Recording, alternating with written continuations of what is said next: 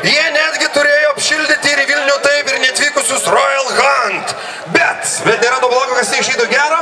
Jie vis dėlto pasirodė scenoje kartu su tokiais metal grandais kaip Judas Priest. Netgi iš tikrųjų jie patys pasirinko šią grupę apšildyti jų koncertą Vilniuje. Taigi, brangieji, ar jūs pasiruošę sutikti sekančią grupę šią scenoje? Taigi, audringais aplodismentais pasitikime tuos, kurie sako, jei tiki tuo, ką daro, ir jei tiki tuo, ką darai, ir žinoma, jie patys tiki tuo, ką daro. Ir tik mėnulio šviesa švies jiems tol, kol jūs kartu būsite čia su jais. Taigi, audringais aplodismentais, scenoje pasitikime Spicy Boys of Scandal! SBS!